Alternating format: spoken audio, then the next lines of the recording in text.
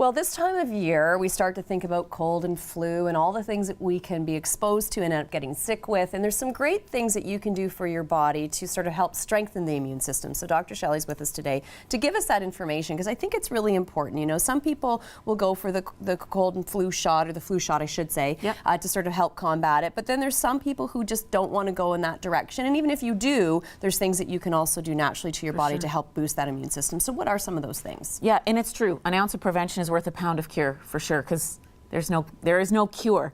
No. So I always tell people, never discount the value of lifestyle and diet. Hand hygiene is probably the most important thing you can do for yourself, especially with kids around. Yeah, and don't they say that you need to wash your hands for 30 seconds to really get rid of all the germs? Yeah, and it's not even, you know, everybody is so focused on these antibacterial hand sanitizers and that kind of stuff. They do not replace hand washing. And the other problem with that is colds and flus generally are viruses, and the antibacterial stuff protects you against bacterial infection. That's a good point. So they don't replace hand washing. So number one, getting lots of sleep. Sleep deprivation is terrible for your immune system, and a lot of people don't account for the negative effects that sugar will have in their diet in terms of suppressing your immune system. So trying to replace... And there's no doubt we all eat too much sugar. Oh, all of us. I mean, it's in almost everything anymore. Now, what do you recommend for sleep? So number one, if you have trouble sleeping, you really have to identify the causes of why you're not sleeping. So just making sure you get enough hours. And if you're sick, even more important to get enough sleep. So would you say 7, 8 hours a night? Yeah, it's different for everybody. As a rule of thumb, I use how you feel in the morning. If you're feeling rested in the morning, you've probably gotten enough sleep. Okay, so what are some of the things that we can do this time of year to help boost that immune system and stay healthy? In terms of prevention, I generally recommend nutritional therapies, not so much the herbal therapies. Everybody in our house during cold and flu season takes a probiotic, a vitamin D, and a multivitamin that's geared towards immune function, so antioxidants. So if you already have a multivitamin, you can add to it. Well, where'd it go? Here we go. You can add to it with sort of our more common nutritional antioxidants, vitamin A, C, E, selenium, zinc. Okay. Or if you don't have a multivitamin, you can get multivitamins that are geared towards immune support.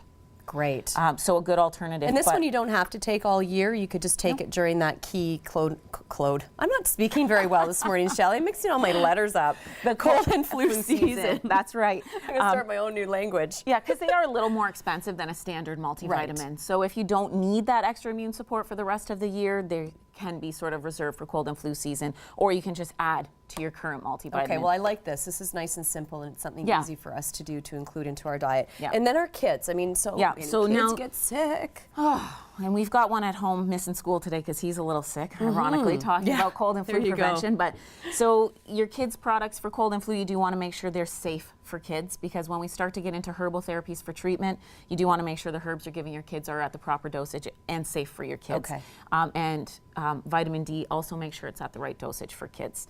And then for adults, we get a little bit more aggressive in terms of herbal therapies. You can use, you know, your big herbs for immune support, astragalus, our mushroom extracts, ginseng, codonopsis. Those are great herbs for treatment of cold and flu. Okay, so once you are sick, once you are, if it does grab hold, the quicker you can get it, there's things you can absolutely take and that will help you through it. Because I think that's often the thing.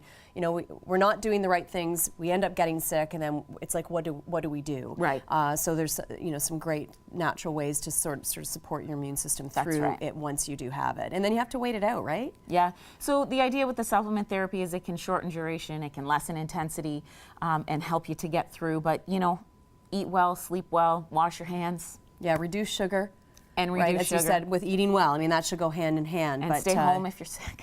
I know, and that's the other thing too. People go into the workplaces, they think they have to, and then it just spreads, and then it's even worse, right? Yeah. So, and bosses know that now. Yeah, and it's hard with kids, right? Because sometimes they can't stay home, right? You can't have them at home. But if at all possible, keep your sick kids home.